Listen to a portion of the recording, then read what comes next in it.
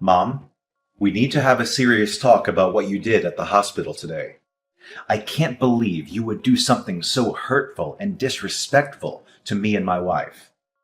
What are you talking about, son? Don't pretend like you don't remember.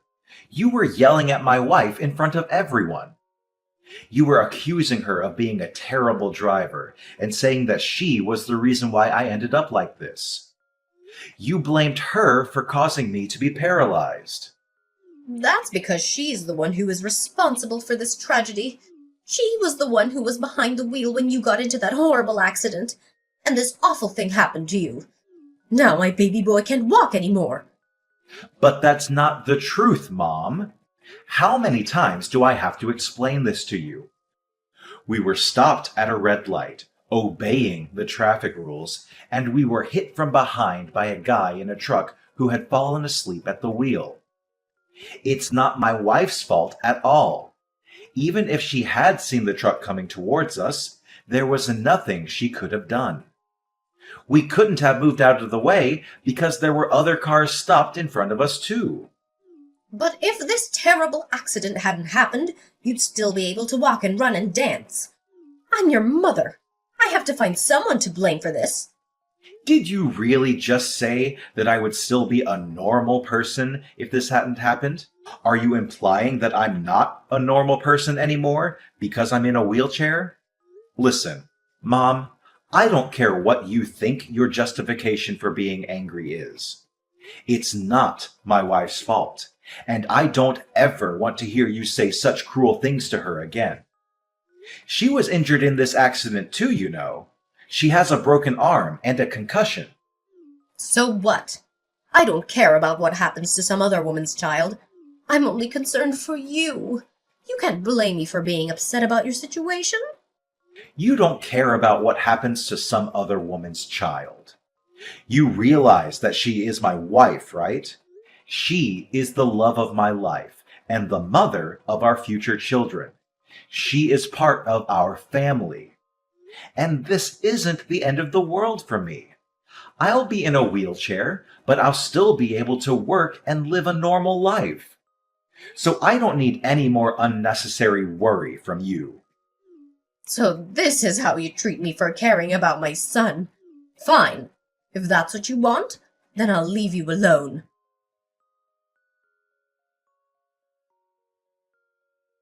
Son Tiago, I have something important to tell you. I was thinking about this a lot last night, and I came to the conclusion that it could be best for both of us if we just severed ties to each other and never spoke to each other again. What are you saying, Mom? Well, let's face it. Now that you're paralyzed, you can't really take care of yourself anymore, can you? You need someone to help you with everything, from getting dressed to going to the bathroom. If you can't take care of yourself, how are you going to take care of me when I get older and need your assistance? Take care of you, huh? Is that what this is all about? You're saying that since I can't look after you when you get old and frail, you want nothing to do with me anymore? Well, not just that. But even now I don't have the time or the energy to take care of you in your condition. I'm too old to be looking after anyone anymore. I have my own problems and needs. I know you've been helping me out with some bills since I don't work, but don't worry about me. I'll just live off the inheritance I got from your father when he passed away. And having one less family member to worry about will make things a lot easier for me. Just consider me not taking care of you in your current state as payment for raising you when you were a child. You're okay with all this, right? You must be out of your mind. How can you say such things to your own son after he gets into a major car accident that changes his life forever? I can't believe what I'm hearing from you. But you see where I'm coming from, don't you? I worked so hard to raise you all by myself. I did everything for you and gave you the best education and opportunities I could, hoping that you'd return the favor for me when I got older and needed your help. But it seems that's not possible anymore. A son can't even walk by himself is of no use to me. So please, just let me go. Let me be free from this burden. Fine, but just so I've got this straight, you're saying that you gave birth to me and raised me just so that I could take care of you when you're older? And now that I can't walk, I'm worthless to you.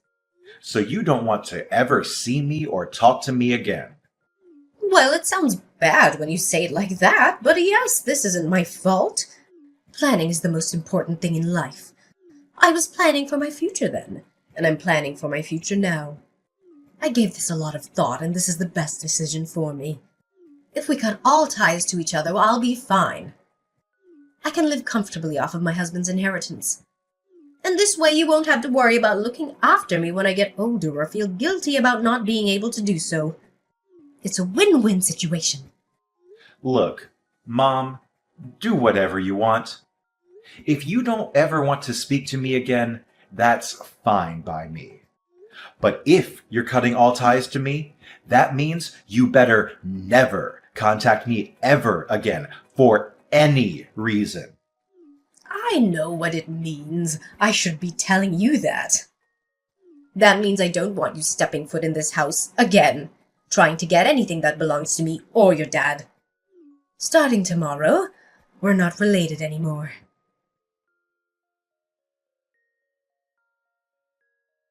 Santiago, you snuck into my house today, didn't you? How dare you take my fridge and my TV? Return those things to me immediately. Those are mine. I paid for them myself with my own money when I was living there. I'm sorry for leaving them there when I moved out. I should have taken them with me sooner. That was an oversight on my part. Sorry about that. I'm glad that spare key was still in the fake rock we hid in the garden. Oh, by the way, I put all the food from the fridge into a cooler in the garage. I suggest you eat it all before it spoils or donate it to someone who can use it. Oh, I can't believe you! How can you be so selfish and mean? Oh, wait. You're not my son anymore. Whatever. I don't care about those things. Like you said, they've been here a long time. They're old and worn out. I'll just use some of your dad's inheritance and buy new ones that are nicer and more advanced. Yeah, why not? It was only the latest model of fridge when it came out, and a 75-inch OLED 4K TV shouldn't cost you too much. Just use some of Dad's money to go get new ones. It's your money now. Do whatever you want with it. I don't need you to tell me that. But that's exactly what I'm gonna do. Don't message me anymore, and don't try stepping foot in this house again. And if you do, I'll call the cops and accuse you of breaking and entering. You were the one who messaged me first, and you were the one who cut me off from your life, remember? Of course I remember, and I don't regret it. You're no longer my son. You're just a stranger who stole my things. I didn't steal anything. Those things belong to me, Mom. Don't call me Mom. This is not you, the woman who raised me, taught me right from wrong, and supported me in everything I did. Stop babbling and never text me again.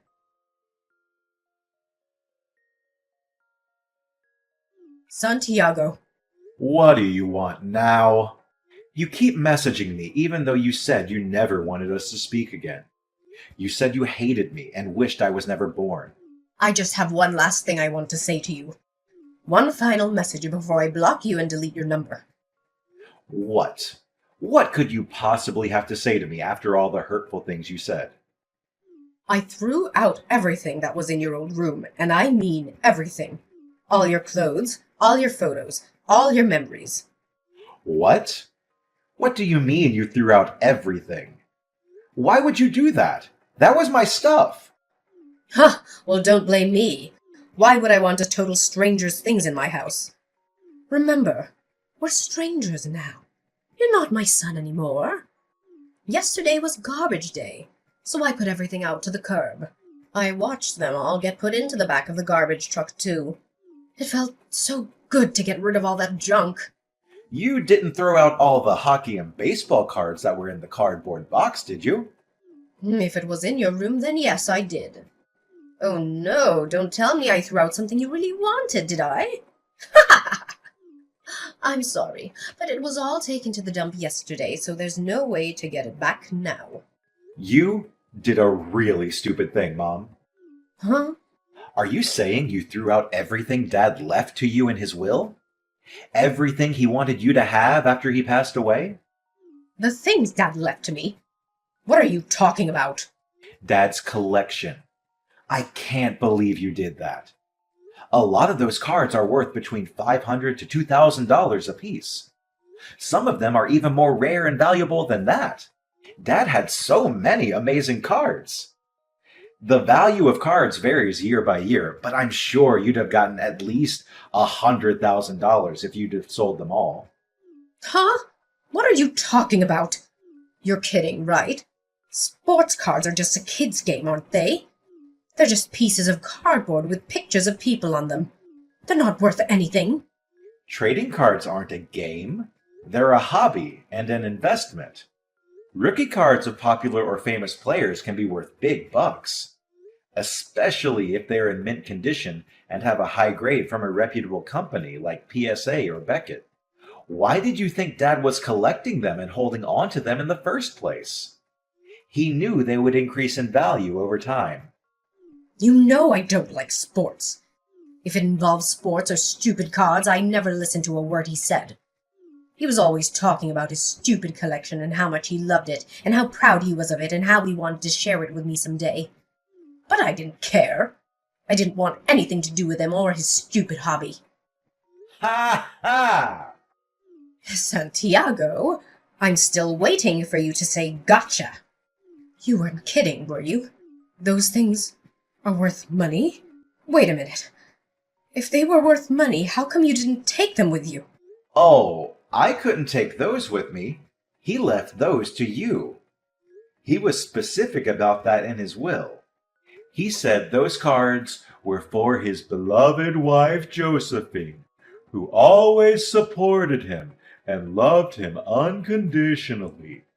Those cards were his way of saying thank you and showing his appreciation for everything she did for him. Uh-huh. You know, Dad was a collector. He collected everything. A lot of the stuff he collected just gets more valuable the older it gets. That's why he didn't sell anything before he died. He left you the things that would be worth the most in the future. You know, he gave me a few of the bigger, heavier antiques for me and my wife's new house. But he left all the small stuff for you because it would be easier to store, move around, or just sell. I know that, but I didn't know trading cards were worth anything. They're just small pieces of cardboard. Obviously, you didn't know Dad told you before he died that if you ever needed money, you could sell his collections. I assumed if the time came that you ever needed to sell things, I'd come and help you with it. But then, you decided to never speak to me again because of my accident. I had no idea. Well, I never thought you'd throw that stuff out. You knew those cards were part of Dad's collections? It's kind of funny. You threw me away, and then you threw those cards away. Ha ha ha! They were in your own room. I thought they were yours. Mom, I moved out long ago. I live with my wife. I have everything of mine here. I have everything Dad left me in his will, too. I came back the other day to get the only things of mine that were still in that house, the fridge and the TV. Everything else in there is yours. Santiago, please. You've got to go to the dump and try to get those cards back for me. Huh? No way. I'm in a wheelchair. I can't go there and do that. But you said they were worth over $100,000. You can probably find them if you get there right away. I can't search around a dump in a wheelchair. Besides, cards are worth money based on condition. They were probably crushed in the back of the garbage truck. I can't see them being worth anything now. The plastic card cases they were in wouldn't protect them from a garbage truck's trash compactor. Stop making excuses and try. At least a few of them must have survived. Wait, I've got it.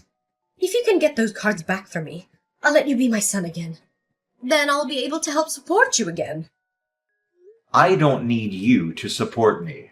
I'm a grown man. What are you talking about? You're in a wheelchair. You can't do anything by yourself. I'm not by myself. I'm married. My wife is here. And you know what my job is, don't you? You know I'm a 3D sculptor.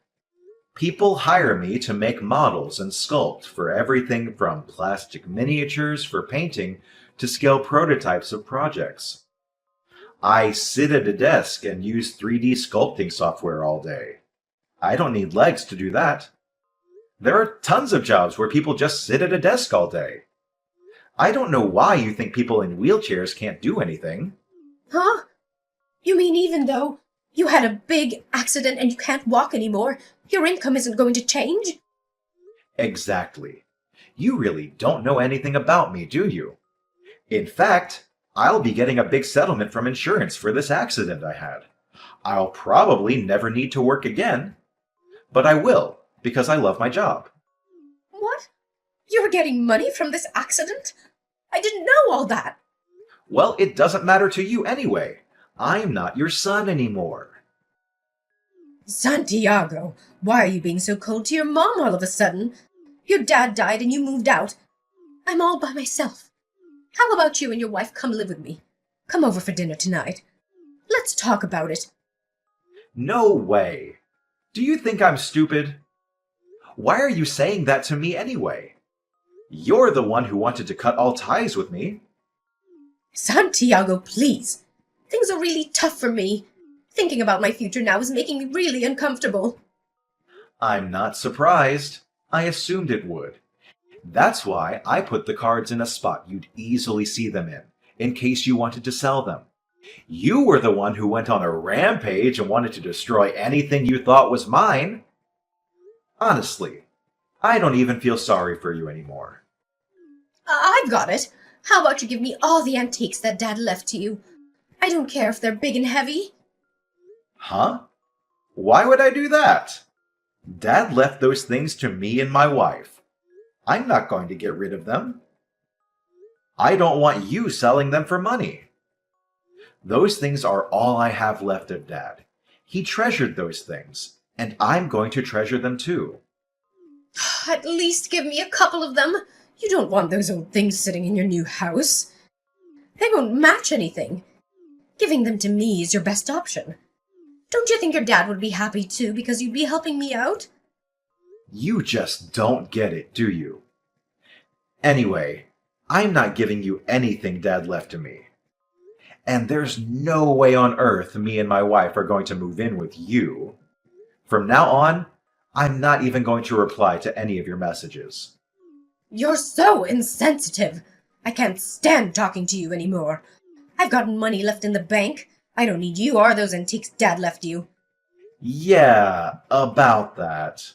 Mom, you're relying too much on that money Dad left you. I think you need to get a job. What do you have left in the bank? How much is it? Like $100,000? Yeah, so what? That's more than enough. How many people do you know with 100 grand in their bank account? I'm rich. Do you think you can live off that for the rest of your life? Huh? It's 100 grand. Yeah, and how much do you spend now in a year? 20,000? Just do some simple math and you'll see that it's only going to last you about 5 years. When Dad was alive and working, your standard of living was a little high. That's why he could afford to buy all those antiques and things. But that's impossible for you now. What are you saying? Are you saying I'm going to have to cut back on my spending even more than I am now? I can't do that. I've got 100 grand in the bank. There are so many things that I want to buy. But Mom, planning is the most important thing in life, remember? I know you can do it, Mom. Oh, and by the way, don't even think about coming to live with us. We don't let strangers into our house. Santiago, wait. I'm not a stranger. We're family. Let's talk about this. Santiago! Mom, I'm paralyzed, remember? Having one less family member to worry about will make things a lot easier for me. You've got the rest of Dad's inheritance to do whatever you want with. And I've got a wife who loves me and will help take care of me. It's a win-win, isn't it?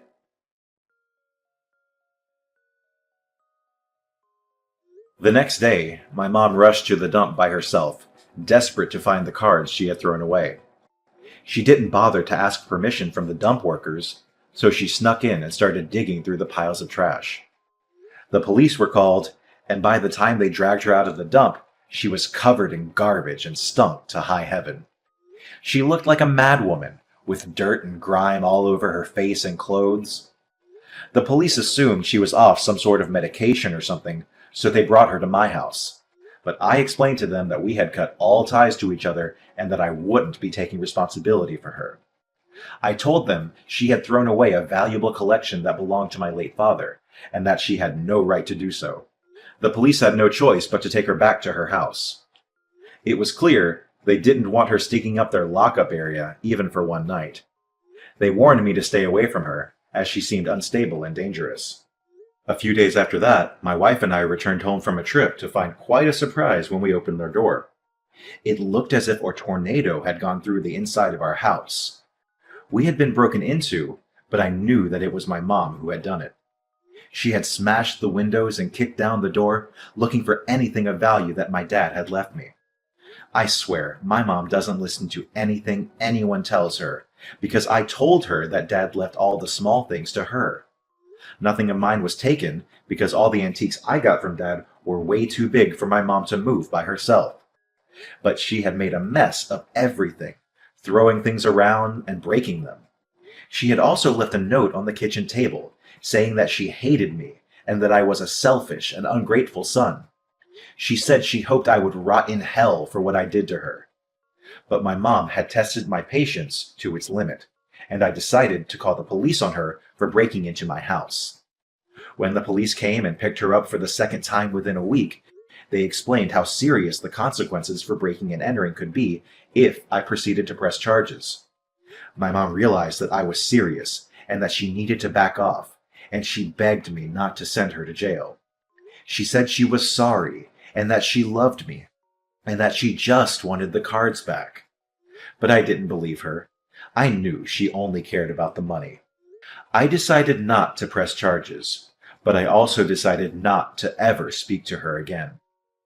It's possible that I might change my mind someday in the future, but as for now, we've put up our house for sale, and we're going to be moving away without telling her where we're moving to. I'm changing my cell phone number too. That way, I won't have to worry about her contacting me ever again and harassing me every few days.